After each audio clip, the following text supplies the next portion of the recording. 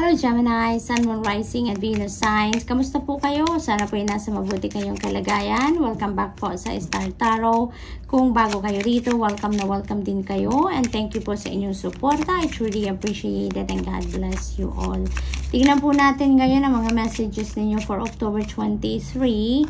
For Gemini, we have guidance and you are not alone. You are guided by masters and teachers of the highest realms. Yan, so you are super blessed. Gemini, you are super blessed kasi ito, ina-assure kayo or nire-remind kayo dito, no, na you have nothing to worry about, you have nothing to fear because you are always guided, no, by the highest realm. Lahat na sila na nandyan sa spirit realm, nandyan sila nakatutok sa'yo para tulungan ka lagi, gabayan ka lagi, you know, mag-rescue sa'yo if you need some help, you know, they are always there for you. Kaya this is a guarantee para sa iyo na sitwasyon na wala kayong dapat ipag-alala dahil in the first place, hindi kayo nag-iisa, lagi kayong may kasangga, no, sa highest realms. What else? Gemini, abundance. Wow, napakaganda. When your heart's intention is to serve humanity, doors of abundance naturally open. Yan. So, napakaganda. So, maybe, you know, Gemini, napaka-generous ninyo, napaka-compassionate ninyo siguro. Kaya naman talagang binibiyayaan ka din ng resources, binibiyayaan ka ng kung ano ang kailangan ninyo sa buhay ninyo that you can also share with other people. Hindi lang yung binibigay sa inyo dito kung ano lang ang para sa iyo, but also it's more than enough for you and for your family so that you can also bless other people, no, through the blessings na nare-receive ninyo. So that is really beautiful. Mas lalo pang dadami ngayon ang padating sa inyo, no? You are receiving blessings in abundance. So we have surrender. Ayan. Surrender your need to control the outcome. Just be with life in this present moment. Napakagandang reminder ito for you, Gemini. Surrender your need to control the outcome. No? Kasi alalahanin natin dito na lahat naman ng bagay, di ba? It's happening according to the divine order and timing. Sometimes may mga kagustuhan tayo na nangyayari eksakto doon sa kung papaano natin sila plinano. It's because parang nakakachamba lang tayo na kung ano yung plan natin at that specific time is parte ng divine plan, no, ng Panginoon for us. Kaya nakakachamba tayong nangyayari exactly as it is or exactly how it unfolds, no, doon sa original na plano natin, Gemini. But, you know, there are so many things that are beyond our control, no? It's because yung mga bagay na yan, kontrolado ng divine universe. Kaya nga kahit minsan, 'di ba, kahit anong effort ang gawin natin, kahit ibuhos na natin ang lahat-lahat natin, no, sa bagay na gusto nating mangyari, it's really not going to happen kung hindi pa yan tama sa panahon. Kung off timing pa yan or kung hindi talaga yan parte ng sacred plan ng Panginoon para sa atin, 'di ba? Kaya nga may kasabihan na kung hindi ukol, hindi bubukol. Kaya minsan, 'di ba, ang iba sa atin nawawalan na ng pag-asa because maring nasasabi ng iba na I've given my all na, 'di ba, sa bagay na to, pero bakit hindi ko pa rin nakukuha? Bakit hindi pa rin nangyayari? Bakit hindi pa rin dumadating sa buhay ko, 'di ba? It's because, you know, it's not the right timing yet, or it's not meant to happen yet, or it's not really meant for you, 'di ba? Only God knows kung ano ang para sa atin, kung ano ang best para sa atin, kung ano ang nararapat na ma-experience natin at a certain time, 'di ba? Kaya mas maigi na lang na mag-surrender na lang tayo sa natural ebb and flow of life. Sumunod na lang tayo sa divine guidance, sumunod tayo sa agos ng buhay, because when we do surrender, it will always lead us to the right direction. It will always lead us to where we need to be at a certain time, no? At mapapansin din ninyo, Gemini, na pag nagsusurrender na lang tayo, pag ino-offer na lang natin ang lahat sa Panginoon, mas magaan ang lahat. Mas magaan yung journey natin, hindi tayo nai-stress, 'di ba? Hindi tayo naaaligaga, hindi tayo nag-worry, no? Because we are just allowing things to unfold organically, no? Kaya yun ang panawagan sa inyo dito. Just surrender. No, Gemini, just surrender. So, what else? We have dream. Ayan. Wish upon a star. Napakaganda. Parang meron ditong meron ditong wish fulfillment energy, no? Na nasa horizon ninyo, Gemini. So, wish upon a star. Ayan, parang binibigyan kayo ngayon ng pagkakataon ng divine universe na mag-wish kayo. Bitawan na ninyo kung ano ang pinaka-importante wish ninyo dito na gusto ninyong mag-manifest sa buhay ninyo, because you never know, baka pagkatapos ninyong mag-wish, nandyan na agad siya, diba? We never know. Only God knows kung ano yung ibibigay niya sa atin, kung ano ang best para sa atin at this time. But, you know, ito yung pagkakataon na binibigay sa inyo na mag-wish. Ibig sabihin dito, merong nakahandang ibigay talaga, no? Or nakahanda ang Divine Universe dito na pagbigyan ka kung ano man ang gusto mong mangyari, no? Kung ano yung i-wish ninyo, provided that yung wish ninyo is for your best interest and for the good of all, diba? So, what else? The moon, take time to reflect. Yan, Gemini. This is a calling for you, no? Na mag-reflect kayo. Maybe matagal na kayong hindi nakakapag-reconnect with God. Maaaring matagal na kayong hindi nakakapag-reconnect sa inyong higher consciousness. Kaya, iniimbitahan kayo dito to take some time to reflect. Nang sa gayon, kayo ngayon, muni kayo, and there may be divine guidance din na kailangan ninyong marinig or ma-access, kaya iniimbitahan kayo na mag-reflect kayo, no? So what else? We have the sun, we have the moon, and we have the sun. Wow, rise to the occasion. Ayan, so Gemini, ang na-pick up ko dito, you know, this is positive changes na maaaring mangyari sa buhay ninyo.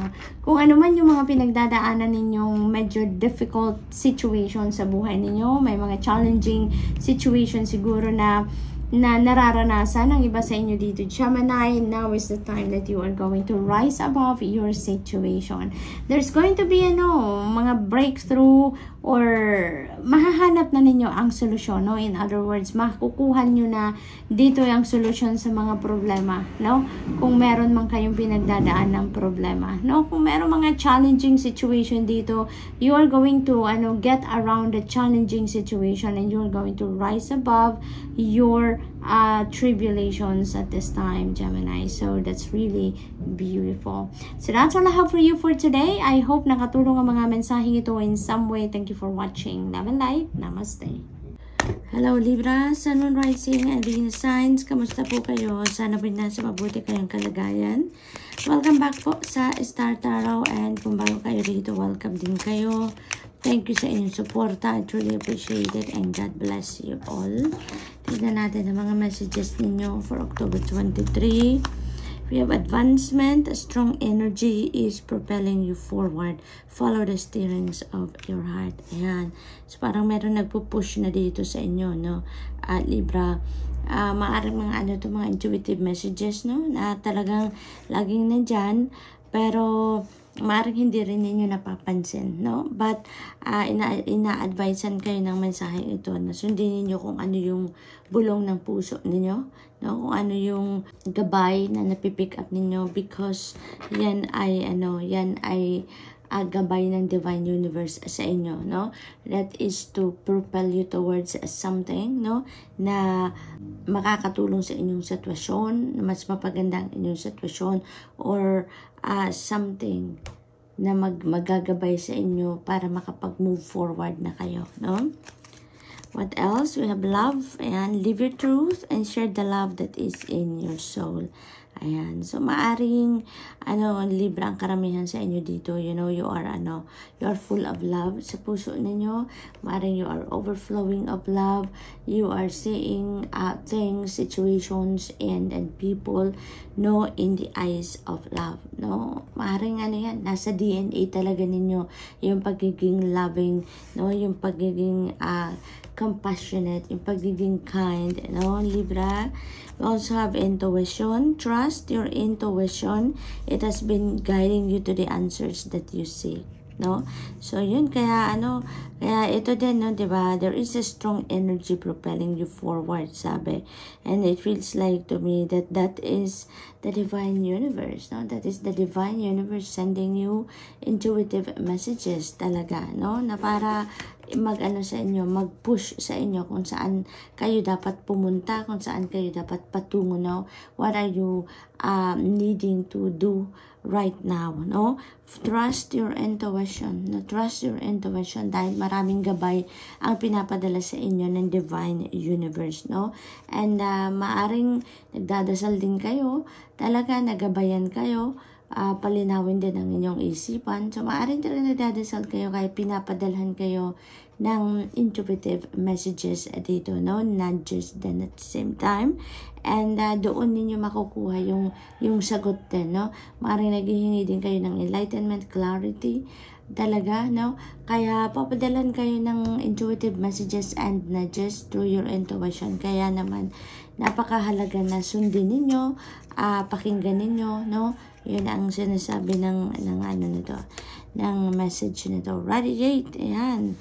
So, let your light shine through. Ayan, dito naman, live your truth and share the love that is in your soul. Dito, let your light shine through. No, Libra, it feels like to me that this is your mission, you know. This is your mission in life sa ngayon to shine your light towards other people as well. Kasi it feels like to me that you have talents siguro, you have gifts, no, na maaaring kailangan na ninyong i-embrace sa ngayon entirely. Kasi maaaring meron kayong mga talents and gifts dito na hindi pa ninyo na-acknowledge talaga, or maybe hindi pa ninyo in-embrace talaga fully, you know. And you know what, kung ano man yan, maaaring yan ay makatulong sa maraming tao, no? Once na na-embrace ninyo kung ano man yung mga talents and gifts ninyo na hinahide ninyo sa inyong sarili, maaaring that is going to touch other people's lives, that is going to help other people's lives to better their lives naman, na their situation. So we have destiny, and this is destiny at play ngayon, Libra. There are going to be changes, no, positive changes siguro sa buhay ninyo ngayon, para maging mas maayos ang inyong kalagayan, mas maayos ang inyong sitwasyon, ano? So the universe is going to to rearrange itself para mas maging maayos ang inyong kalagayan, mas maging maayos ang kung ano man ang sitwasyon ninyo sa buhay, no? We have attract, like the moon and the ocean, you attract good things in your life. Napakaganda. So feels like you have a high vibration ngayon, Libra, no? You have a high vibration, but that's why you are manifesting the things, maybe the good things, good situations na maaring minamanifest ninyo sa buhay ninyo. Maari din naman na you are practicing positive mindset lang din. Maaring positive mindset lang nandyan, positive thoughts, feelings, and emotions lang din ang inyong nararamdaman. Kaya naman, ganun din ang na-attract ninyo towards you. Kung ano lang positibo, kung ano maganda, kung ano ang mas mabuti, no? So, good luck then sa inyo, Libra, and that's all I have for you for today. I hope nakatulong ang mga mensaheng ito in some way. Thank you for watching. Love and light. Namaste. Hello Aquarius, Sun, Moon, Rising, and Venus signs. Kamusta po kayo? Sana po nasa mabuti kayong kalagayan. Welcome back po sa Star Tarot, and kung bago kayo dito, welcome na welcome din kayo. Thank you po sa inyong suporta. I truly appreciate, and God bless you all. Tignan natin ngayon ang mga mensahe po ninyo for October 23. Aquarius, we have is stillness, and reflect on this moment with love, kindness and compassion. So, Aquarius, parang iniimbitahan kayo dito, no? To put yourself into stillness nang sa ganun makapag-reflect kayo on the things that are happening around you. Makapag-reflect kayo, makapag-re-evaluate kayo, no? Makapag-reassess kayo ng mga sitwasyon ninyo sa buhay sa ngayon. Ano yung mga ganap, ano yung mga nangyari, ano yung mga nagawa na ninyo, what are their effects sa buhay ninyo, sa sarili ninyo, no? May mga ganong ganap dito sa inyo dito, Aquarius. And maaari din na you may need to do some kind of reflection dito so that you can also figure out what are the things that you need to do pa. What are the things na hindi pa ninyo nagagawa para sa mas ikakaganda, mas ikakabuti ng inyong sitwasyon. What else? We have blue star. Follow the light of your inner compass, the blue star. It will lead you to the truth that resides within your soul. So, inner voice, inner guidance ninyo dito, Aquarius. That's what you need to listen to. Maaari din na kailangan ninyo muni-muni, mag-reflect sa ngayon so that you can also listen to your inner guidance, na mapakinggan ninyo kung ano yung bulong ng inyong sarili, so that magabayan kayo or ma-lead kayo towards where you need to go, where you need to be at this time, no? Aquarius, what else? We have intuition. Parang isa lang sinasabi ng mga to. Trust your intuition. It has been guiding you to the answers that you seek. Ayan. So, pakinggan ninyo ang ibulong talaga ng iyong sarili, yung intuition. Dahil, maaaring nagdadasal talaga kayo, nabigyan kayo ng kalinawan, bigyan kayo ng clarity, enlightenment, bigyan kayo ng gabay. And may mga katanungan din siguro kayo na tinatanong ninyo sa Panginoon, and this is God sending you messages. This is God sending you answers to the questions or dun sa mga dasal ninyo, no? Na kailangan ninyong marinig ang kasagutan sa ngayon. They are sending you intuitive messages. Yung spirit team ninyo, sinasagot na ang mga tanong ninyo, Aquarius, through your intuition, no? So, make sure that you access kung ano man ang mga gabay sa inyo dyan, sa mga kasagutan din sa inyo. Pakinggan ninyo kung ano yung nilalaman or binubulong ng iyong intuition dito, Aquarius, okay? Ganun din, si Blue Star, si stillness, no? Meron talaga kayong kailangang marinig, meron talagang mga gabay na pinapadala sa inyo, no? So, napakahalagang bigyan ninyo yan ng panahon. A dream, wish upon a star. Napakaganda naman. There is a wish fulfillment energy around you, Aquarius, sa ngayon. Kaya, make a wish, no? Make a wish. Kasi parang sinasabi dito sa inyo ngayon na kung ano yung i-wish ninyo, parang sinasabi sa inyo na I will work on it, no? Kung ano man ang gusto ninyo sa ngayon, i-wish ninyo, sabihin ninyo yan, and I will look into it and make it happen for you. So, parang merong ano dito, no? This is some kind of a dream that is coming to fruition around this time, Aquarius, no? Kaya, parang ang lakas-lakas ninyo ngayon sa spirit team, you know. Lagi kayong pinapadalan ngayon ng mga gabay, intuitive messages, guidance, answers to the questions ninyo, and, you know, bibigyan kayo ng pagkakataon dito na mag-manifest kayo ng kung ano man ang iyong dream, no? Tutulungan kayo to make it reality. You have dark side, don't hide yourself away, okay? Kahit hindi kayo perfect, Aquarius, kahit hindi kayo ganon kagaling sa kung ano man ang sa tingin ninyo, hindi kayo ganon kagaling, but you know what? That is part of you, no? That is part of yourself. That is part of your pagkatao. Kaya wag ninyong itago, no? Instead, be proud of who you are. Aquarius, be proud of who you are. Kahit sabihin natin hindi yan yung best ninyo, but that is still part of you. Kung ano man yung hinahide ninyo sa sarili ninyo, no? Now is the time for you to reveal your true beauty, express what you want to express, kung ano nilalaman ng puso ninyo, damdamin ninyo, ilabas ninyo yan, you know, share it with the world.